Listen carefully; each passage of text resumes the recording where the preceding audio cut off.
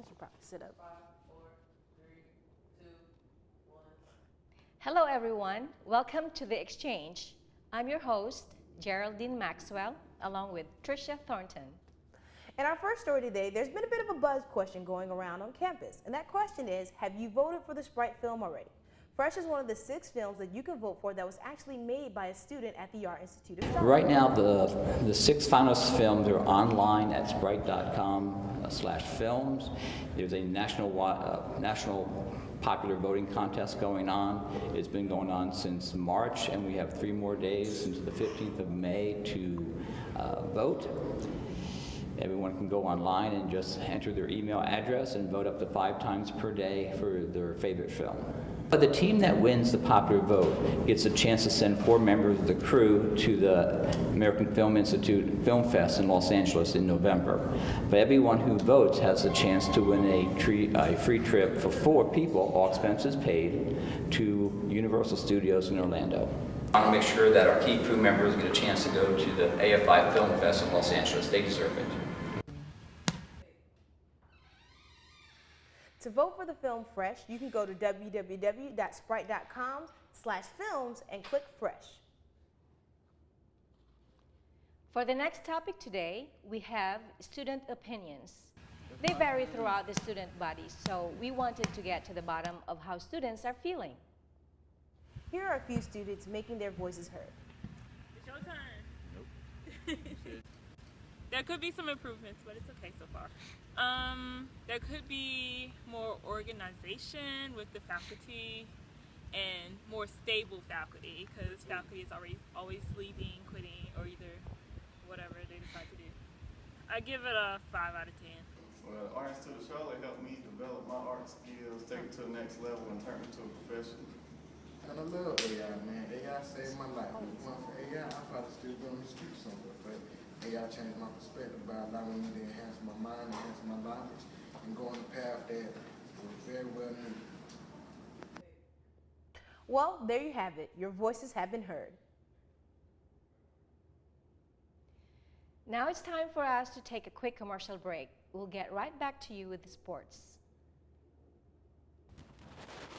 Welcome back. Covering a sports story today is JJ. Take it away. What's up? I'm JJ Nelson, and I'm here with David and Billy. Today we are going to talk about what happened in the NBA playoffs last night.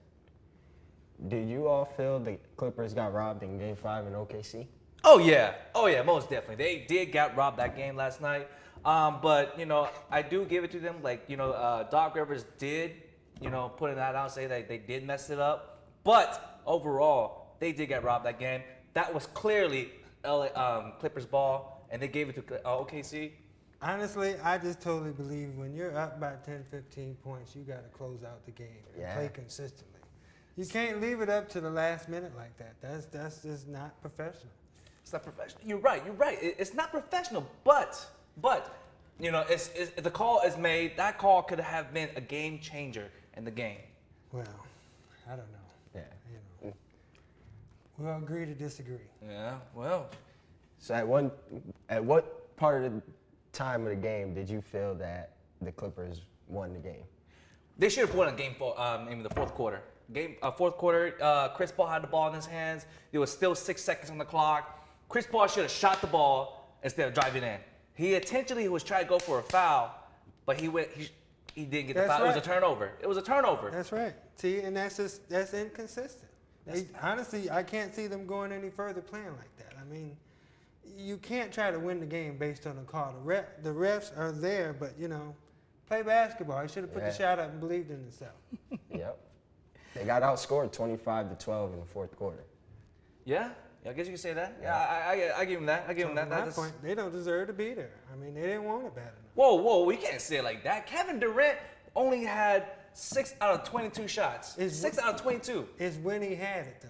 Yeah. That's what makes the difference. I don't care if it's the last shot. If it's the last shot that wins the game, he comes down and yanks a 3 at 2 seconds left. I mean, but that takes ice water in the veins, baby. Like the way it is, like Chris Paul didn't even foul Russell Westbrook. We clearly see that. His hand did not touch his hands. But the ref called it anyway, and it was a 3-point. He shot from the 3-point line, so pretty much Westbrook had 3 free throws. So pretty much they got screwed from the rest. You know, Chris Paul did not touch his hands. Wow. Yeah, I don't know. I just get the feeling that OKC wants it more than the Clippers. They're not ready yet. You know. Yeah. Oh. So how do you guys feel about Russell Westbrook 38 points? Effort. The man is 2,000% effort every game. It's hard to keep him contained. I mean, he steps into the gym like he's ready to jump out of it. I mean, it's he's phenomenal in that respect. I agree. But you know, all this talk about Russell Westbrook scoring more points now, eventually, Russell Westbrook, he wants to be the star of his own team. So don't be surprised when I say Russell Westbrook is leaving OKC. I might believe that. I might believe. Maybe he'll go to the Los Angeles Lakers. He might. So will Tim Duncan be able to move on from the Western Conference Finals and get his 5th ring? Or will he? Oh yeah, most definitely. The way they've been playing, Yeah. the way the San Antonio's been playing, they are like the only team who has been consistent throughout Absolutely. the playoffs. I mean, they take their Geritol, and Coach Pop gives them scheduled breaks and things like that. Yeah. He's done a good job of managing that team. Yes. The San Antonio Spurs is a well-balanced team. You have a bunch of veteran players on that team, and young players are surrounding it too. So yes, San Antonio Spurs got it. That's all for our sports today. Back to Geraldine. Well, thank you guys. We're going to take a quick commercial break and we'll get back with our interview.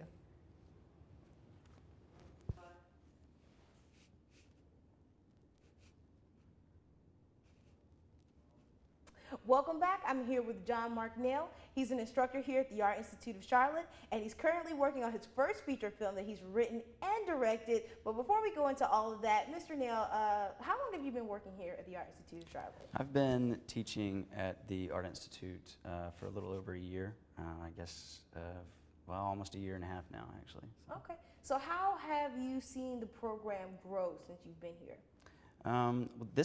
This actually has been a really exciting 18 months or so with the Sprite films. Actually, we were the first, Art Institute of Charlotte was the first art institute to be a part of the Sprite Films competition, and we actually did get a film into the competition this year. And so, yeah, it's really exciting to see how we've expanded in that way. As you know, your fellow student John Cafano and Mr. Burt Williams went with Mr. Sonnenberg to Las Vegas with their Sprite film, Fresh, so that was very exciting. And so yeah, it's been a really exciting 18 months or so. Okay, so now let's talk a little bit about you and this first feature film that you've written and are directing. Can you tell us a little bit about that? Well, the film is called Eyes of the Roshi. Roshi is a Japanese word that means grandmaster, and it's ultimately a film about choices, which I think is something that I've always been interested in. In fact, even going back to my earliest graduate school work, I was interested in stories about characters who make choices, and then ultimately we find out what happens after the choice is made. And so in Eyes of the Roshi, our main character, who is a karate grandmaster, makes a decision as a young man, and we catch up with him many, many, many years later, and we see how that choice has affected his life. Is it for the good or for the bad? That's awesome. So how did you get this gig? Well, I had made several industry contacts when I was in graduate school, and I went to Los Angeles for a little while after grad school, and I spent 3.5 years in Nashville, and had done reality TV and music videos, and could not figure out a way to break into the feature film industry, which is just a completely different thing from television and music video. It's a whole different world. And so a good friend of mine had said, you know, breaking in sometimes doesn't necessarily mean that you do anything right. It just means that you're the guy who's there. And so I didn't really know what that meant, but what I did know is that, well, you know, I can't be there if I'm not keeping in touch with all of the people that I know. And so I have a Rolodex, like an old school Rolodex like you would see in Mad Men. And every business card, every contact, every someone that I've met at a luncheon, someone that I bumped into, oh, hey, this is my friend, and he's, you know, a film director, blah, blah, blah. Every single person that I've ever met, I've asked for their contact info. And over the years, I would write short films and plays and short stories, and I would send it off to this mass email.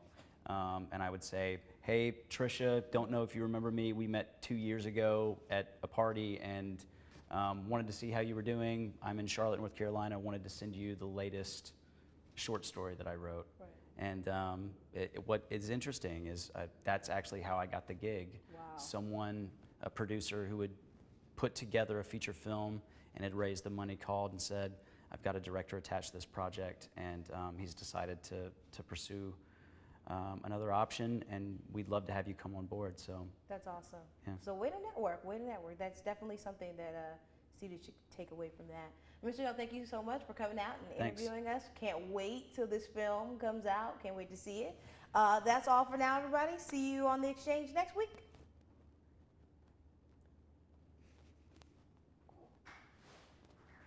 I like doing this stuff.